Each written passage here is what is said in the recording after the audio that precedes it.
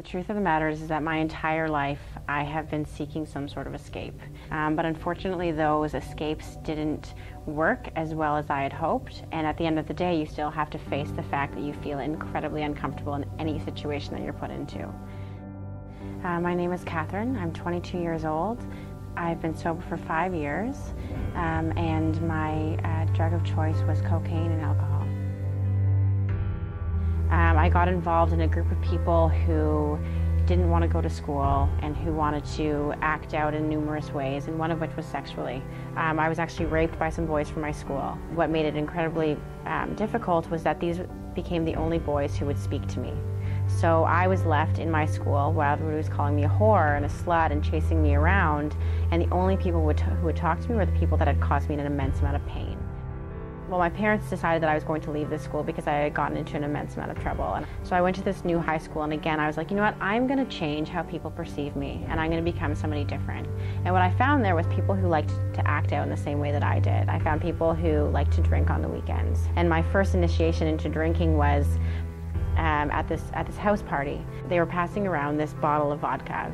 It looked like water. I mean, it certainly didn't taste like water, but I didn't really understand what the effects would be, and I chugged it. As soon as I started to feel the effects of drinking, I felt as though I could be whoever I wanted to be. And in that moment, I felt confident, I felt pretty, I felt smart, I felt cool, I felt welcome, and that was something that I had wanted my entire life. Every weekend I started drinking, and I found myself smoking weed a lot, and I was introduced to cocaine. I started doing it in school, I started doing it in classes, I started leaving school to do it. I started, my parents would go to bed at 9 and I would sneak out of my house and come back at 6 o'clock in the morning when they were waking up and pretend as though I was doing homework, when in reality I didn't attend any class. I was incredibly depressed.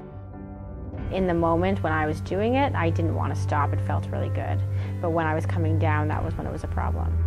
And that summer I went to Muskoka with some girlfriends, and I was doing all the same things, and I met this really wonderful preppy boy, and I believed that I had fallen in love with him. I became somebody new again. And when I got back to Toronto, it became really difficult because it was my two personalities colliding. I wanted to be the person that I'd been in Muskoka, the person that I had been in when I met him, but I also was now surrounded by my old friends, and I didn't know how to interact at all. So I ended up breaking up with him, and then a few weeks later finding out that I was pregnant. And so that weekend when I was sitting in church with my mother, I whispered to her, I'm pregnant, because I knew that if I told her at home, she would scream at me and I wouldn't know what to do. And we walked out of the church and we went home, we spoke to my father, and we made a plan.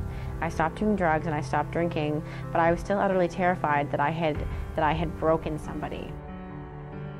I went through a lawyer, an adoption lawyer, to help me find parents for this baby, because even in that state I knew that I had no ability to take care of anything else, as I was not able to take care of myself. And I was really blessed because at this time my parents said that if you want to have us in your life, then you will go to rehab. And I said, sure, I'll go for 2 months. Because at the end of the day, I loved my parents very much, and while I was telling them to fuck off with every action that I took, I also loved them, and I thought that they knew that, but they obviously didn't. I went to a place called Portage in New Brunswick. I drove in with my parents, and I was like, you have got to be fucking kidding me. But it turned out that was the most beautiful experience I've ever had. It was the best thing that ever happened to me, because what they did there is that they tore me down so that I could rebuild myself.